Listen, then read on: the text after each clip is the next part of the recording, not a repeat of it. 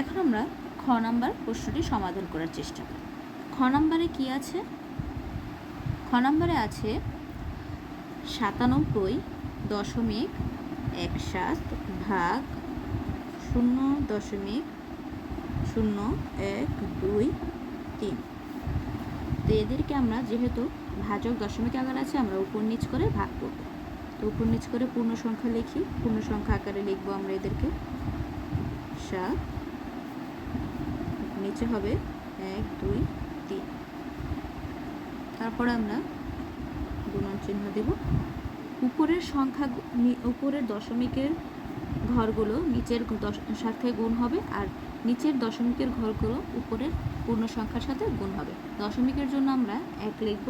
নিচে আমাদের দশমিকের পরে ঘর আছে 1 2 3 4টি, তো 4টি ঘর লিখলাম, 4টি শূন্য। আর উপরে আছে দশমিকের পর 2টি ঘর, তো আমরা লিখি। লেখার পরে 0 0 কাটা যায়। এখন আমাদের উপরে থাকে কত? 100। এরপর এদিকে থাকে পূর্ণ সংখ্যা 971717। তো আমরা লিখি 9717 0 0, শূন্যগুলো এই 100 এর সাথে গুণ হয়ে যাবে। তারপরে নিচে হবে 1 2 3, মানে 123। তো 123কে আমরা এখন উপরের সংখ্যার সাথে ভাগ করব। তো 9 7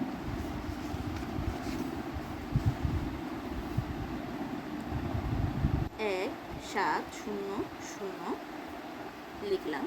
এরপর আমরা দেখছি এখানে 3 ঘর আছে, তো 3 ঘর আমরা লিখি।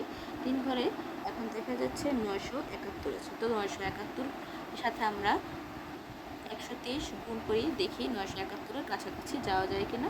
তো 971-এর কাছাকাছি যাওয়ার জন্য আমাদের প্রথমে 123কে গুণ করলে 7 বার আমরা গুণ করব। 7 বার গুণ করলে দেখা যাচ্ছে এখানে 861 হয়।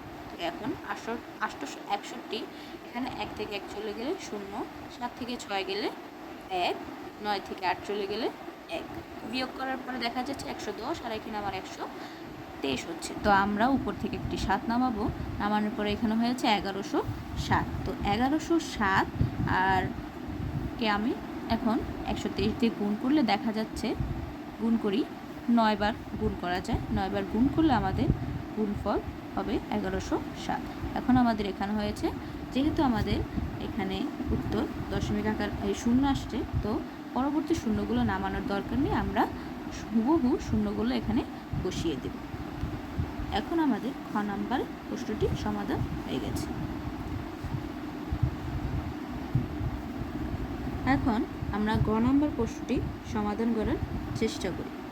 গ নম্বরে দেওয়া আছে 0.168 ভাগ 0.0125। এখন একে আমরা উপর নিচ করে সমাধান করব। পূর্ণ সংখ্যা আগে পূর্ণ সংখ্যা লিখব। এখানে আছে 125। এখন এদের গুণ করব। গুণ করার পরে উপরের দশমিকের ঘরগুলো নিচের সাথে গুণ হবে, নিচের দশমিকের ঘরগুলো উপরের সাথে গুণ হবে। তো গুণ করি, নিচে 1 2 3 4, 4টি ঘর আছে। তো 4টি ঘর দশমিকের জন্য 1, তারপর 4টি শূন্য। এরপর উপরে দশমিকের পরে 3 ঘর আছে, তো দশমিকের জন্য 1, তারপরে 3টি শূন্য। তো এখন আমরা 0 0 কাটাকাটি করলাম। তারপরে আমরা লিখব এখানে 10 আছে আর 125, এদের মধ্যে কমন যায় 5। উভয় পক্ষকে 5 দিয়ে আমরা ভাগ করতে পারি, কাটাকাটি করতে পারি। তো এখানে হবে 2, এখানে হবে কত? এখানে হবে 25। এই 25 আর উপরে আছে আমার কত? এখানে কাটাকাটি যায় না। তো আমরা উপরে এই 168কে 2 দিয়ে গুণ করি। 8 দুগুণে 16, 6 হাতে থাকে 1, 6 দুগুণে 12, 1 13, 3 হাতে থাকে 1, 2 একে 2 আর 3। তারপরে নিচে 25। এখন উপরের সংখ্যাটি বড়, নিচের সংখ্যাটি ছোট, তাই আমরা ভাগ করি 3 3 6। তারপরে লিখব 33, 2 ঘর নিব। তো 33-এর ভিতরে 25 ভাগ করলে হয় একবার যায়, তো আমরা লিখি 25। এখানে যেহেতু নিচেরটা বড় সংখ্যা উপরেরটা ছোট সংখ্যা, আমরা লিখব 13। এক নিব সামনে থেকে। তো এক নেওয়ার পরে হয়েছে 13, 13 থেকে 5 চলে গেলে থাকে 8, আর ওই এক নেওয়ার কারণে এখানে 2 হয়ে গেছে, এখন 2 থেকে 2 চলে গেলে 0। তো আমরা এখানে 6 নামাবো। এখন 6 নামানোর কারণে 6 নামানোর পরে এখন আমরা দেখব 25 গুণ করি, গুণ করলে দেখা যায় 3 বার 25 গুণ করার পরে 75 হয়। তো 6 থেকে 5 চলে গেলে 1 এবং 8 থেকে 7 চলে গেলে 1। এখন 11, যেহেতু আমাদের ভাগ শেষ 11 আসছে, আমরা কি করব, একটি শূন্য নামাবো।